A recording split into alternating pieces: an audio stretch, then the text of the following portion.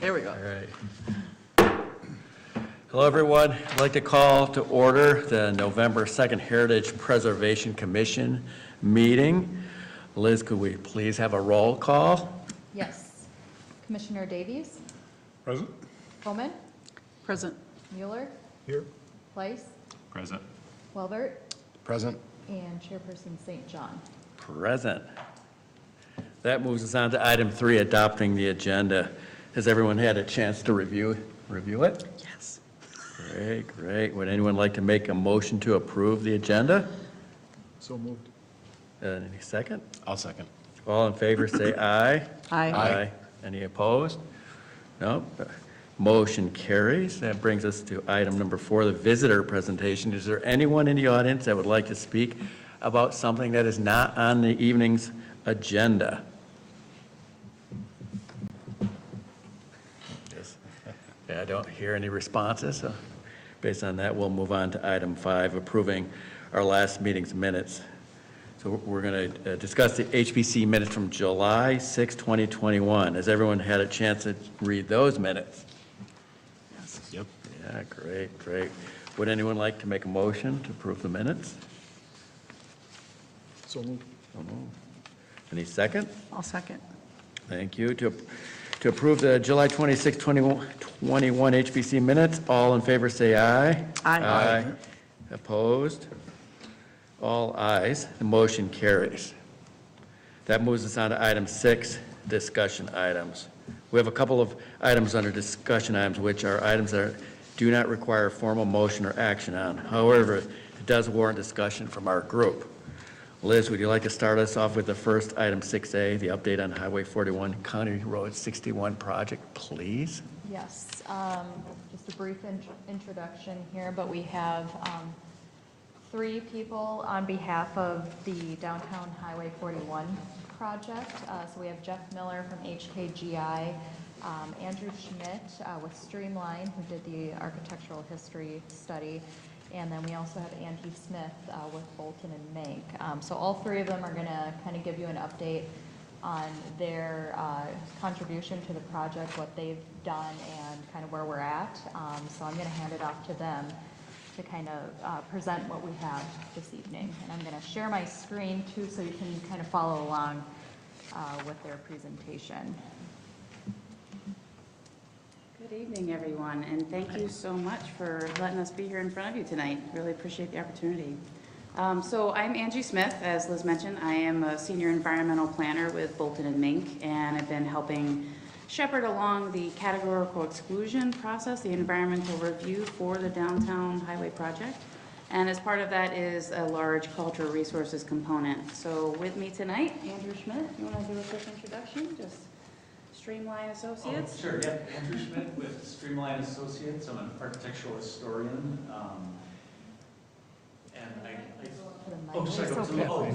Thanks. Andrew Schmidt with Streamline Associates. I'm an architectural historian. I've been doing historical consulting for about 30 years now and do a lot of work with MnDOT, so these types of review I do a lot of. And I'll talk more about the architectural history report in a few minutes. And with us, Jeff Miller as well from HKGI. Hi, everyone. I'm Jeff Miller. I'm with HKGI. We're a planning, urban design, landscape architecture firm. Worked with the city on quite a few projects. And we're focused on the streetscape design as well as the design of the passeos in the 2 alleys. So I'll talk about that in a little bit. Thanks.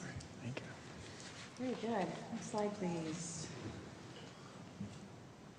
So for this evening, we're just going to give you an update on the cultural resources overview from this categorical exclusion, the environmental review process. And then I will turn it over to both Andrew and Jeff to hit highlights from the architectural history report, as well as some of the streetscape refinements that we have submitted to MnDOT, the cultural resources unit, as part of this project. And then I will finish up with where we are on the archaeological side of things, not to be confused with the architectural history side of things, and where we are as far as the schedule and timeline and moving forward. Next slide, please. So if you turn your head sideways and look north, That because we are in a long corridor, this just provides the updated area of potential effects that was submitted and refined as this project moved forward on design. It's probably very difficult to see, but this, I believe, was provided at previous dates and times, and we can definitely provide this as a much larger scale should you request that later. And I can also make sure that this presentation gets shared out with you as part of the minutes as well, if that's amenable. Next slide, please. So just a quick overview from where we've been the last couple of months. You might recall Jamie Ladwig was here with you in, I believe, July or possibly April.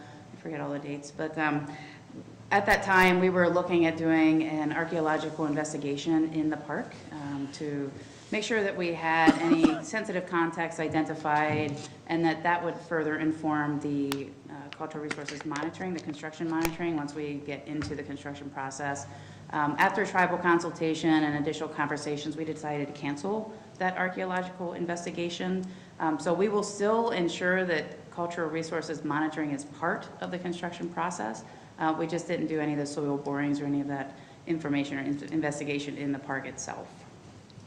And then Andrew and his partner and Streamline Associates, they've completed their Phase 1 and Phase 2 architectural history report. So that was all provided as an attachment, I believe, with your packet. And that was done early October. And then just at the end of October, and on the 29th, the MnDOT, the Cultural Resources Unit, they did submit their recommendations forward to the State Historic Preservation Office with a finding of no adverse effect from this project. So we'll get into a little bit of the details on both sides of what that looks like moving forward, but there is the recommended no adverse effect for the project itself. And then right now, because that is currently in SHPO's court, we're expecting a 30 to 60 day window for their response, and that should align us pretty well with our timeline for the environmental review process. So that's the outstanding item right now for that categorical exclusion. Once we have that information, we'll be able to wrap up the environmental review process and keep the project moving forward from that aspect. And please feel free, if you have questions as we're going through, don't hesitate to ask. Next slide, please. Oh, we already did it. There we go. You're on it. This is great.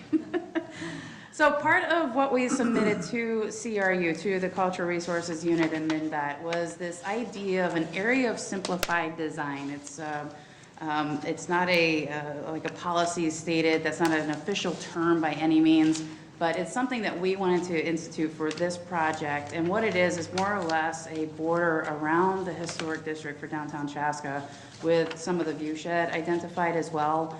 And when Jeff gets up here to present, you're going to see some of those refinements that came into play from the streetscape design elements so that we're not blocking any historic structures, we're not interrupting the view shed with kiosks or things like that. We're making certain that any future implements are not attached to historic buildings, things like that. So we wanted to make sure that this area was identified and that any streetscape design elements outside of this area, there's a little bit more liberty of what those could look like as part of this project, these improvements.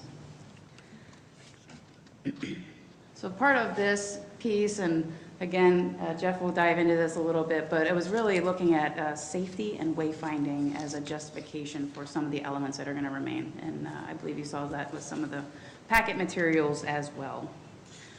So what I'd like to do is turn it over to Andrew now, and he's going to hit some of the highlights from the architectural history report, and then we'll move over to Jeff, and I'll finish up here shortly.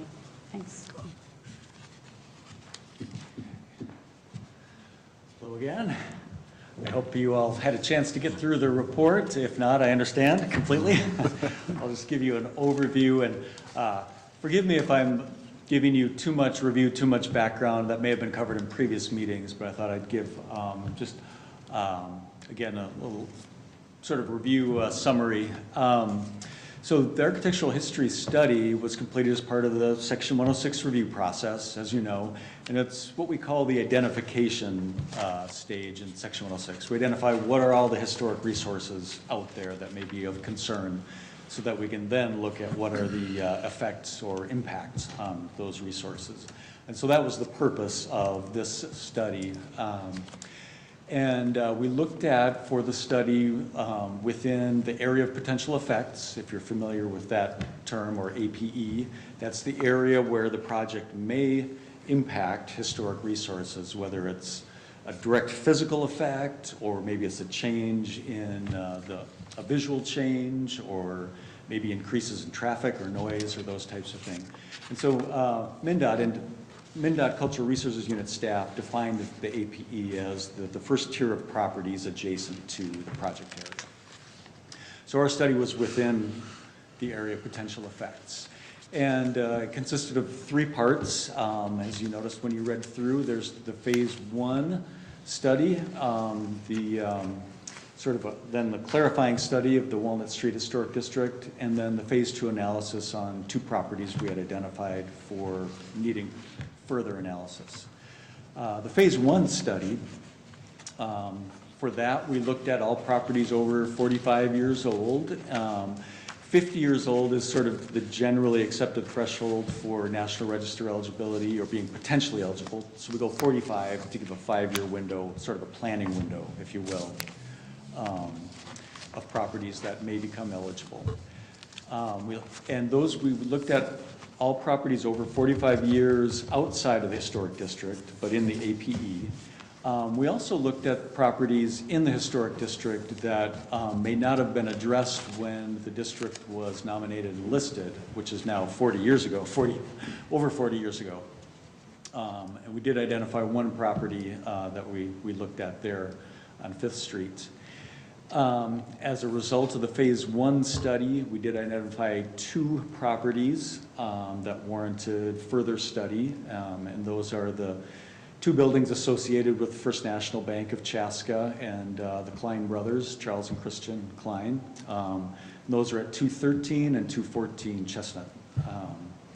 And so we ended up, for the phase 2 study, that involved additional historical research and then applying the National Register criteria of significance, which is, which you probably already know, but it's having significant associations with events, patterns, or persons in history, or architectural or engineering design.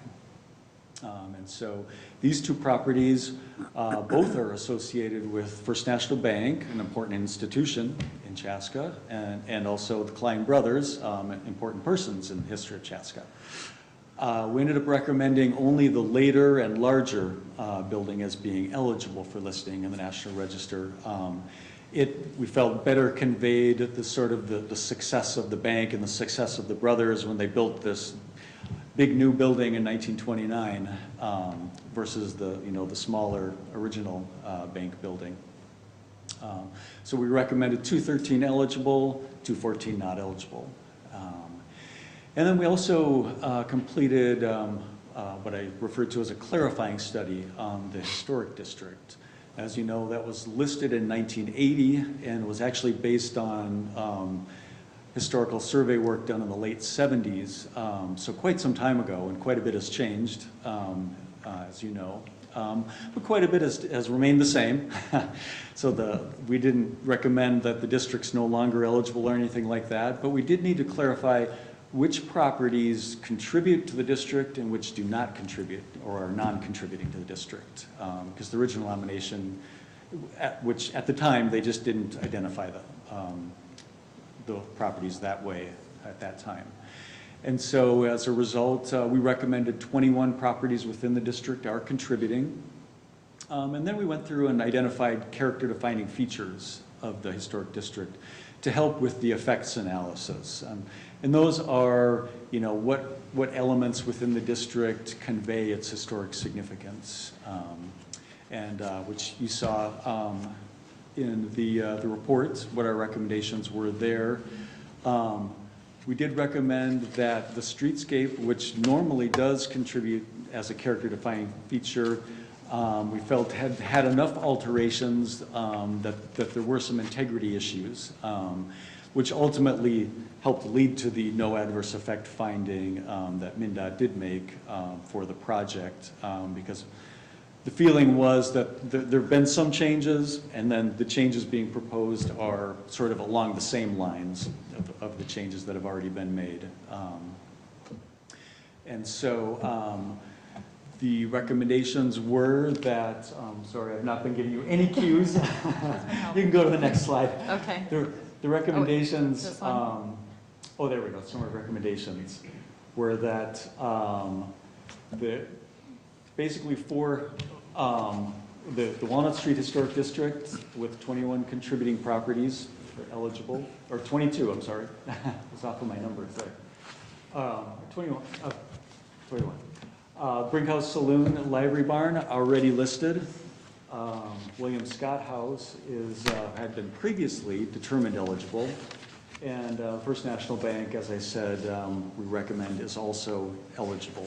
And so all of those properties or groups of properties needed an assessment of what effects the project would have on them.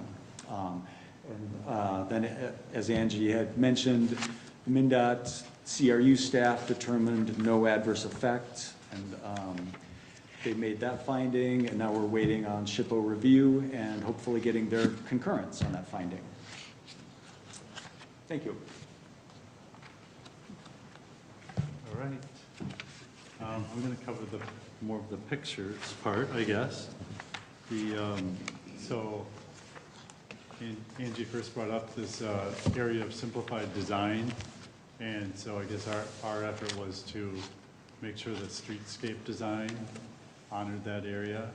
So we tried to modify, reduce, or simplify the streetscape where needed if it was going to impact anything in the historic district. So as Angie said, we're looking at Highway 41, the north paseo between 4th and 5th, and then the south paseo between 2nd and 3rd. And as you know, those areas are next to the historic district. So you can go to the next slide. The way we looked at it for streetscape design is to look at the pedestrian zone or the sidewalk walk area, the pedestrian buffer zone, the area between where you're walking and the curb or the vehicle lane, because as you know on 41, parking's coming off. So there's more of a safety issue between pedestrians and vehicles. The corner pedestrian plazas, highway medians, and then the wayfinding and heritage interpretation system. Similarly for the alley paseo, there's a pedestrian zone.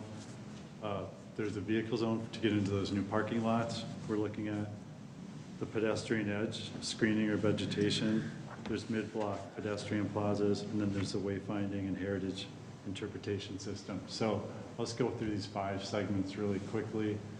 The 1st Street to 2nd Street on 41, we're showing 2 views, north and south from 41, which is the impact area is where Dunn Brothers is, the Philip Hank store or the Diedrich building. And so we did reduce the streetscape in the revised plan, which was to remove things that were blocking the view of the building, basically. So trees, a brick column, and a seat wall was moved just to open up that area so that you can visually see that building really well. If you go to the next slide, 2nd to 3rd Street, the property that's being impacted here, viewshed wise, is, as Andrew mentioned, the new determination that the First National Bank of Chaska building is eligible to be on the National Register. So it's on the west side of the building, rather than the east, Highway 41, rather than the east side. And so for that one, we also reduced some things from the original streetscape plan. Basically, a couple trees, some of the brick columns, one of the brick heritage columns that's going to have the plaques on it, shifted the seating area, and then replaced it with low-profile plantings and railing instead, so that, again, as you're driving north and south on 41, the view shed is not touched very much, at least, to that building. And then if you go to the next slide, the impact area between 3rd and 4th is City Square, so you see those 2 views coming south and north on City Square. Similarly, we removed about 4 trees, some brick columns, a kiosk was planned in that view shed, and a pedestrian sign for wayfinding. So we just shifted things out of that view shed and tried to really keep the integrity of the wayfinding and the interpretation in place, just not in those 2 view sheds. You can go to the next slide. The paseos, and I don't know if you got a chance, I'm looking at these. You maybe don't print them anymore, right? You get them digitally, I don't know if people print them, but they're intended to be 11 by 17s if you did print them. The south paseo, or I'm sorry, the north paseo, there's more description of things going on there. I think you saw the designs for this probably in July, is that right? Of what how the alleys will be redesigned as both walking and vehicle ways. So the area that's being impacted by the north paseo, which is on the west side of the historic district, is primarily the Moravian church is right there on the south side of that alley. And then the new parking lot's going to go in north of the church. And so the impact will be that parking lot and the backyards of 2 residential houses that are contributing to the district. And I don't know the names, but Andrew does know them. Of those 2 houses, the Schmidt house, actually I do know the names, the Schmidt house and the Nord house. So we approached it from, the alley being right next to the church. The alley the paseo will actually just be pedestrian on the south side, and the access to the parking lot will be from the north side. So we reduced there was decorative screening panels. I don't know if you remember that from June or July. There were some reactions to those from SHPO especially, that there was just too much. They're meant to be interpretive, but we replaced those with historic fencing instead to just make it low profile, that screening. Removed some brick columns. The brick pattern of the paseo has been reduced to be reflect a rutted wheel path, because that would have been a dirt alley in 1920 or before. And so instead of having, more variety in the pattern, it's going to be 2, kind of like strips where wheels would have been the accent feature. And then the landscaping along each side of it, we're just making it much more informal, more like backyards of houses rather than, screening of a parking lot in a typical commercial area. Then the last one is the South Paseo. So the properties that are, potentially impacted by upgrading, redesigning the alley to the Paseo is, you can see on the graphic up there, there's 3 commercial buildings that from the Paseo. So the impact is the side or the backs of those buildings, not the fronts of those, which is what we usually think about as the fronts. And then on the east side of the alley is the Riddell, please correct me, Ridelli house that was relocated there a few years ago. And that's the backyard of that house, again, not the front of the house. So we did reduce the design of the Paseo and alley to reflect those properties. So again, the decorative screening panels were replaced with historic fencing. The paving of the Paseo was simplified, and the tree planting was made more informal, just to make it more like a backyard of a house would be, rather than. When you talk historic fencing, can you share what that looks like? I have it I'm not sure if here. I saw it. Actually, I have it. Can we put this? I don't see, I just see these. Was that sent to us by chance? No. You don't have it? Can we do? Yeah. Maybe we should do this. I don't know if you can do that. I don't know if it's Too much of a pain. It's in here, but it's probably small. It's the fencing that's reflecting the city square, historic fence. So it's the railings that you're, fencing that you're seeing Same. on 3rd Street, on 2nd Street. And in case you don't know that, that's meant to reflect the historic fence that was around City Square. Okay, yeah, I get it. Yeah. I got it. Yeah, we didn't zoom into any of the features in what we sent in the packet, but we definitely do have it. I don't know if this is gonna work. I know it's too nerdy of a question, but I get it now.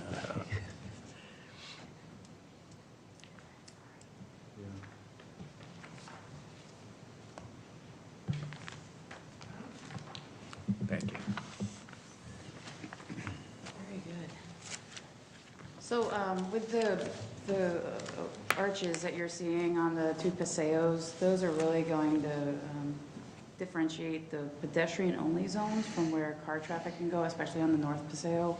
And again, as previously mentioned, those are not going to be attached to any buildings. They're going to be standalone structures, so it might look really close to these, but they will not actually be attached to the buildings themselves.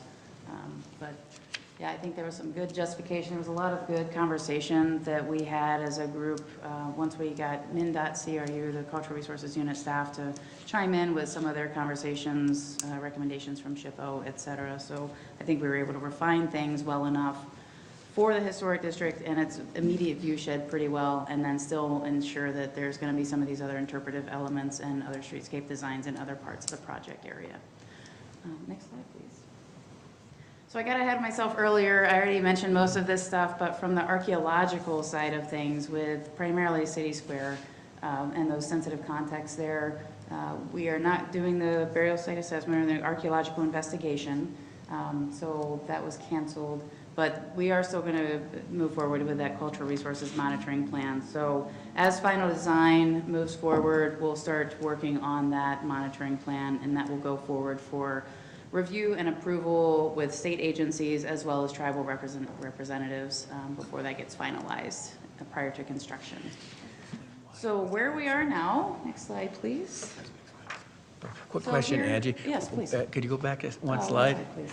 Nerdy question. The first bullet, the investigation was canceled. Yes. Why?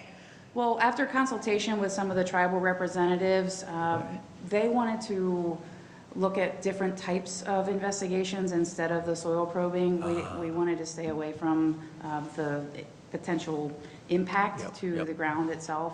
So for future sources, we might look at potential of geophysical type survey, additional geophysical survey, but we wanted to be very cognizant of any recommendations to not That do makes sense. Good, thanks. soil probes. Yeah, absolutely. Next slide, please. So we're close to the end of 2021. I have no idea where this year went, but it's gone very quickly. And as we're continuing forward, we are anticipating that, again, we'll have that cultural resources response from SHPO towards middle of end of December, and that will be able to finalize our environmental document process. Design itself for the project will continue through early to late spring next year, so we're anticipating around May timeframe that we'll have final design moving forward and working closely with city staff on a lot of those, how that's going to unfold. We've recently submitted 60% plans for the project itself, so we'll be getting reviews back and continuing that process. And then we are looking at construction beginning next year towards middle to the late next year and moving into 2023. So that is what we had for you all tonight, and we'd be very happy to entertain any questions you might have about what we've been doing for this project specifically, or anything else you might like to address or discuss. This is not really HBC related, but I'm just curious intellectually. How does accessibility play into the design? Wait is now if you park on the street, I don't know how someone who needs a wheelchair to get around, I don't know how you deal with that. This would lead me to believe this might be better, but Yeah. how do you think about that in this type of design? Sure, our design engineers are really talented, and all the accessibility aspects come into play too. So when they're looking at crosswalks, when they're looking at parking, when they're looking at different opportunities. And there's also the required parking stalls. Depending on how large a parking area is, you have to have a certain percentage of those stalls as accessible. So those are going to be very well planned into some of the public parking areas as well. So they are always looking, the engineers are always looking at those features as they're working through this design phase. And it's a really robust conversation, robust review process as we're going through all of that. So we have numerous people taking a look at what's going on and making certain that that is addressed. It would seem to make, to me, as an amateur, that it would be better, because if you're on the street, I just don't know how you deal with it. Yeah. But if you got the parking behind the building and it's been designed correctly, would be potentially way better than today. Yeah. Yeah, so there's a lot of really neat features that are coming into part of this project, from the underpass to the new streetscape design elements to some of the interpretation aspects that are coming into play, and I think you're going to be pleased with how it's going to unfold. And is that the estimate of time of about a year and a quarter to complete it? Yes, that's approximate for construction and everything for this piece of the puzzle. Gosh. Can't imagine how you manage that process in such a busy intersection with the trucks that come up and down. Yeah, That's- I know they're gonna be starting some of the conversations about staging, the construction staging coming up soon, so those meetings are coming up in the not too distant future. There's gonna be other aspects coming in from what the traffic management plan looks like for detour routes and other things like that, so all of that will be addressed prior to that final design. Well, I live pretty close. It can get tricky at that intersection. Yeah, Trucks blasting through, lights turn red, and they're just, no one's slowing down. It's scary. And you get a lot of young children at the park, and I'm there a lot, and I see it, and it scares me. yeah, well, But hopefully this will help as I we're hope so. moving it forward. That would be a big plus. Yeah, excellent. No, this is cool. Well, we do have the subject matter experts. I just help shepherd things along. I mean, they're the ones that actually know stuff, so if you do have any questions, please. No, I've got a question. The historical interpretation monuments that you've got up, there's some up already. There will be some in this project. The Historical Society here in Chaska, I think, was asked to help, and we'd just like to figure out how to coordinate that. In other words, what kind of information you're looking for on those images, narrative, Okay. and then where it's located in the project, kind of a look at all of those so that we can do the work that we need to do at the History Center. Absolutely. Yeah, I'm listening to the meeting on this too. As part of the wayfinding plan we did even before this, the city has a wayfinding plan prior to this project that was laid out what the interpretation themes could be, and so maybe you've seen that. But basically it was, industrial near the rail line, civic near City Square, commercial down at Second Street, residential, kind of those images could reflect those themes. We have tweaked that a little bit, and we have shared that, we've gone back and forth with staff, and I know that's why I was asking about Kevin Wright on that screen when I saw his name, because I think Liz and Kevin Wright are the coordinators on that, Yes, so. yep.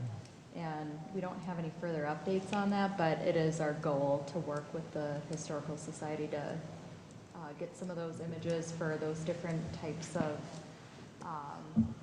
kind of themes that we're going for on certain corners and intersections. So we imagine we would be doing that pretty soon here and connecting with the Historical Society. We'll have documents that would, like plan documents that show exactly where they are and Yep. which neighborhoods the images should reflect and that kind of thing. Correct. Yep, we have a map locating all of that, and then kind of our initial understanding of what type of images we'd like in each of those locations. So it's just a matter of, I think, coordinating with you guys now. It is more than images? Is there a narrative too? Not necessarily. It's more so trying to find images that are significant to that area or that type of use that's happening in that area. And I think just trying to find relevant images to fit that, not necessarily kind of a chronological order of events over there. So, but again, we're kind of keeping it open to see what other ideas might pop up along our research with that. Okay. So you'll coordinate with Lisa then? Yes. Thanks. We will, yep. Any other questions? Anyone else? No, it's great work. This is a nice little history book for the home. So we talk about all this stuff, what documentation. I'm sure you've seen a ton of this kind of work. Not so much like this, but Experience. I'm just glad I don't have to work on the traffic plan. Yeah, that's I'm gonna glad I don't either. be, no, thank you, Angie. Yeah, thank you Very, all very very much. nicely I done. appreciate it. Thank you all for coming. Thanks to these folks. Okay. All right, ready? Can we move forward? We're ready? All Yep, set, if Liz? there's no other comments, we maybe move on to the next. There are no consent or action items tonight Yeah. for review. That moves us on to item 8, other business. We have one other item. Liz, can you please provide your update regarding the Hammer Saloon House plaque? Yeah, so it was great timing that both of these items came on to the same agenda. But as you're aware, the Hammer Saloon building was demolished about a year or maybe more so ago with the development of the Adelwood development that's going in right on Highway 41 and Cardinal Street. And if you can remember, we went through kind of a hefty review process to try to save that building. And unfortunately, from a financial standpoint, the investor into the property was not able to do that. The agreement was within a certain time frame, if that can be achieved, that the developer would be able to demolish the building. And it was always a part of the discussion of how could the memory of that building still be placated there on the site in some fashion. As the developer has been working on all of the improvements out there, they have also been working on a plan for making the former Hammer Saloon site kind of a landmark or a place for people to be in the development, but also provide, in essence, a memorial to the historic structure that used to be there. So the developer, Pulte, has been working with our historical society on coming up with language and images and the accurate history behind the building to try to put that into tangible form on the former site. The Hammers family has also been involved in that discussion too, and have helped immensely in trying to provide appropriate history out there in terms of names and what was done from a use standpoint. I might pull up just the kind of site plan that has been I didn't fully understand that. out there. So just bear with me for a second here. Just want to, if there is anyone watching, at least give them a visual of what we're talking about.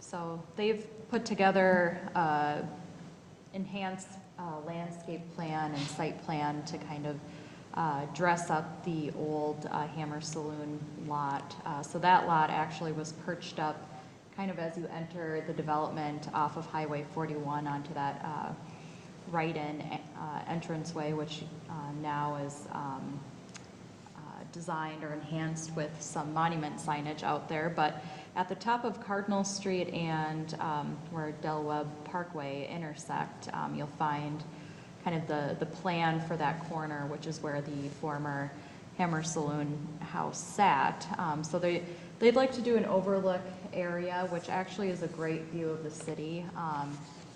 So it does offer kind of a significant area for people to be, but also recognize what used to be there. So what they're intending to do, which you'll probably see if you drive out there today, is there is a boulder selected to kind of demarcate the entrance into this overlook area, which would then be encrusted with the historical plaque. So they've provided to us a couple concepts that they're looking at. Each of them would show the same verbiage that they'd like to do in terms of commemorating the home, but also the history of the family there too. So they'd like to place the boulder with that plaque, again, basically as you enter that overlook area. And I would presume that they're gonna finalize kind of what concept they're leaning towards relatively quickly here, but it has always been our intention to keep you guys informed of that process so that you know that that hasn't been left under the rug. They are actively pursuing it right now, and I'm sure we'll see the plans of this overlook area implemented pretty soon. Probably not this year, if I had to guess, just with winter coming, but definitely early next year at the latest. So, not sure if you had any questions regarding that. This was more so just to keep you informed of kind of the plans that they've been working on, and we're happy to see that it's finally getting memorialized out there to recognize the history of the Hammer Saloon that you have all worked on tirelessly as this development went in. So, happy to answer any questions though. So 41 is over on the right, Yes, over here. and then that outlot N, is that where Cardinal used to be? Yes, this was the old right-of-way for Cardinal Okay. Street. Yep. So it did get redirected with kind of the entrance here. Yep. Right. So you can't really see it from 41, but you can see it from their new Correct. entrance. Yep. Is that where the boulder is now, is that the area where it's going to be? I don't think that's the exact location. They've just put that there so that they can save it for when they do get the Okay. plaque. They can put it on there. I don't think, yeah, the actual boulder location, I don't think is in its exact spot quite yet. Because it's hard to see that there's anything there or around there, the way it's laid out right now. Right, yep, so they'll do some hefty site work once they get started on this. So that, again, that's probably why they can't start on it this year. I don't think is their intention. Maybe it still is, but I'm just guessing with winter approaching, they'll probably look at getting it installed next year. Are those roads drivable now, so you can go in and look at it? Yep, yep, so you can, the best way to get in is off of Cardinal Street right now. I believe Highway 41, the entrance out there is still blocked off. Probably will open up relatively soon, but you can travel down Cardinal and you'll see the boulder out there, but yeah, you'll have access to all the roads in there to kind of make a loop if you'd like and see how things are constructing. It's going up relatively quickly. They're building homes like mad, so it's quite a different place out there these days. Are they planning to elevate that area to get it up a little higher, or are they just keeping it where it's? It's going to stay relatively the same that it is out there today. I mean, you'll even feel as you're kind of in this area that it is stand a little bit taller compared to this over here. So there is still kind of that overlook view that you can get from that portion.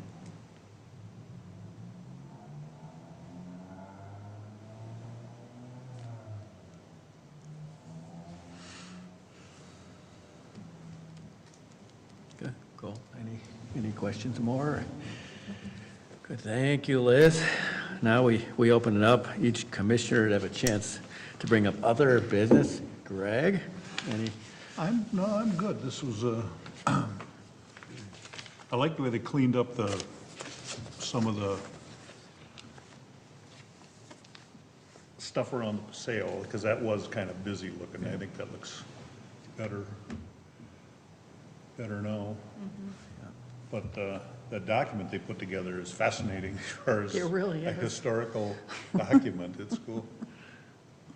Awful lot there. Well, Yeah, thanks for printing all that. Here's this whopper package in the mail. Christmas is here. Anything else, Greg or Nope. Christine, any No? issues discussed? Steve? I think the only thing would be whether we're going to look at those additional homes in downtown Chaska. I did get a list today from Lisa of every single house in the entire downtown. Yeah. They aren't all historical, so Yes. they don't qualify. And honestly, I feel like the timing couldn't have been more perfect with this study coming out. Because I feel like a lot of the information that they've been able to supply within that could be very useful as we're looking at these other properties. So I would probably see if there's anything else that they can provide, but whatever we can use from kind of the study that has already been done, I think would just kind of help further some of the research analysis that would be required for some of these other properties that we've been taking a look at. But hopefully within the next several months, we can get that cleared up again. And again, I probably prefer to, start with a work session so we can kind of look at what we have and figure out a game plan from there. You said, is the study complete? I believe so, but Okay. again, I do want to verify with them that there's nothing additional that's coming in, because if there is, then we should probably wait for that and use all the information that we can, so that there's less that we have to partake in. Will that come out bound then as a report, or how is that final? What was the question? Oh, Sorry. the final report, will that come out bound, like reports have been in the past? I don't know. I'll have to see if they formalize it that way. Okay, Yep. because I'm sure everyone would like one. Yeah. No, it's a hefty document, and it's certainly a very useful document, so I'm sure not only us, but other people would take great use out of it. Right, and it has been quite a while since the last one, isn't it? Right, yep. 20 years or 15? It's been about 15 years, because I think it was done back in 2006 was the latest, so definitely due up for an upgrade. So, that's good. Anything else? Nope. I forgot about that. Good reminder. James, any? No, good, thanks. Scott? I'm good to go.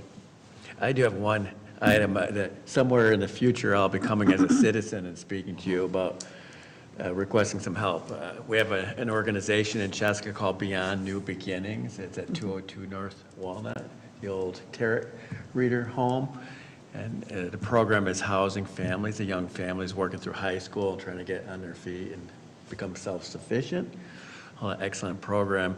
It's got a nice yard. There are children living there now, and there is traffic, and it's concerning. And the team asked for a fence to be put up for the safety of the children.